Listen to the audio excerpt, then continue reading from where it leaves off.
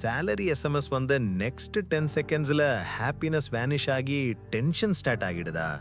உங்க அக்கவுண்ட்க்கு வர கேஷ் உங்களுக்கு சொந்தம் இல்லைன்னு எப்பவாச்சும் ஃபீல் பண்ணியிருக்கீங்களா?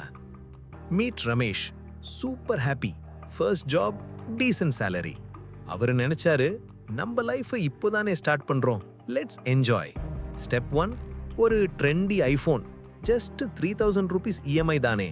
ஸ்டெப் 2, அடுத்த மாசம் ஒரு ஸ்போர்ட்ஸ் பைக், அதுவும் ஒரு 5000 rupees இஎம்ஐ தானே. ஸ்டெப் 3, ஃபெஸ்டிவல் சேல்ல ஒரு பிக் எல்இடி டிவி, அது ஒரு 2000 rupees தானே.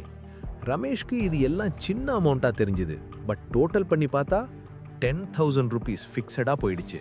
இப்போ ரமேஷோட ரியாலிட்டி என்ன தெரியுமா? அவர் மார்னிங் ஆஃபீஸ்க்கு இன்ட்ரெஸ்டோட போல, பயத்தோட போறாரு. ஜாப் போனா இஎம்ஐ கட்ட முடியாது, சேலரி ஹைக் வந்தாதான் அடுத்த இஎம்ஐ எடுக்க முடியும்.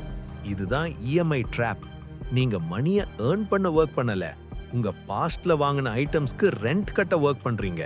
You are working for the bank, not for yourself. இஎம்ஐன்னு சொல்றது ஒரு டூல். அதை யூஸ் பண்ணி வீடு வாங்கினா அது இன்வெஸ்ட்மெண்ட், ஆனா ஷோ ஆஃப் பண்ண கேஜெட்ஸ் வாங்கினா அது கமிட்மெண்ட். எவ்ரி டைம் நீங்க ஒரு நோ காஸ்ட் இஎம்ஐ சைன் பண்ணும்போது உங்க ஃபியூச்சர் ஃப்ரீடம்ல ஒரு சின்ன பீஸை நீங்க செல் பண்றீங்க.